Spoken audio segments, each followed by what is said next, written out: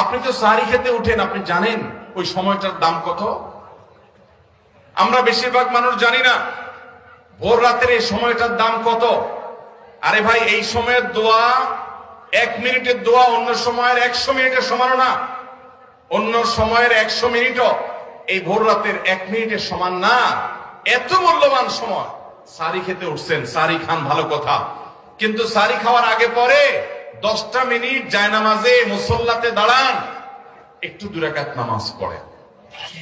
এই সময়টা দোয়া কবুল হয়। আল্লাহ ডেকে ডেকে বান্দাকে দেন। একটু হাত তোলেন, চেষ্টা করবেন তো ইনশাআল্লাহ? সাহারি খেতে উঠে দোয়া করবো তো ইনশাআল্লাহ? আপনার বাসার এক কোণায় চলে যাবেন, একটু আলো আধারিতে চলে যাবেন, সেখানে গিয়ে বসে আল্লাহর কাছে একটু কথা বলবেন। সিজদা চলে যাবেন, সিজদা গিয়ে আল্লাহর সাথে একটু মন খুলে কথা বলবেন। আল্লাহ, আমি অনেক গুনাহ করেছি, আল্লাহ আমি অনেক পাপিষ্ঠ। শুনেছি আপনার রাসূল জানিয়েছেন যে এই মাসে নাকি আপনি অনেক পাপিষ্ঠকে মাফ করে দিবেন। আল্লাহ, আপনি নাকি অনেক জাহান্নামে যাদের নাম চলে গেছে, জাহান্নামী তালিকাভুক্ত, তাদেরকে মুক্ত করে জান্নাত দিয়ে দিবেন, আপনি নাকি ওয়াদা করেছেন। আল্লাহ, আমাকে একটু তাদের মধ্যে শামিল করে দেন। আল্লাহ, আপনি দিলে আপনার কোনো অভাব হবে না। আল্লাহর সাথে একটু কথা বলা, মুনাজাত করা ভোর রাতে করার চেষ্টা করবো তো ইনশাআল্লাহ? ঘরের এক কোণায় চলে যাবেন, সাহারিটা আগে আগে খেয়ে শেষ করবেন, আজানের এখনো 15 মিনিট বাকি। চলে যান এক কোণায়, উযু করে দাঁড়ায় যান 2 রাকাত নামাজে, চলে যান সিজদা, একটু দোয়া করেন। নিরিবিলি জায়গা যদি বাসায় না থাকে, ছাদে চলে যান, মসজিদে আগে চলে যান, এক কোণায় চলে যান। এই সময়ের 10টা মিনিট অন্য সময়ের ঘন্টাকে ঘন্টার চাইতে মূল্যবান।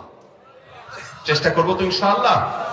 ভাইরা আমার, সিয়াম আমাদেরকে হারাম ছাড়া প্রশিক্ষণ দেয়। সিয়াম আমাদেরকে বলে তোমার যা মনে চায় তা করতে পারবা না। অনেক অবৈধ কাজ করার সুযোগ আসে, তোমার মনেও চায়, কিন্তু করা যাবে না। কারণ যে তুমি রোজা রয়েছো, রোজা রেখে তুমি ট্রেনিং নিয়েছো যে পানি থাকলেই পান করা যাবে না, খাদ্য থাকলেই খাওয়া যাবে না, ক্ষুধা থাকলেই খাওয়া যাবে না, আল্লাহর ভয়ে বেঁচে থাকতে হবে। এই বিষয়টাকে সামগ্রিক জীবনে অ্যাপ্লাই যেন করি, সেই শিক্ষাটাই রমজানের রোজা আমাদেরকে দেয়।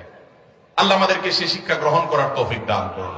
ভাইরা আমার, রোজাকে যদি আপনি এক কথায় বুঝতে চান, এক কথায় যদি বলি রোজা কি, তাহলে আপনি বলতে পারেন রোজা বলা হয় সবরের নাম। রোজা কিসের নাম ভাই? সবরের নাম।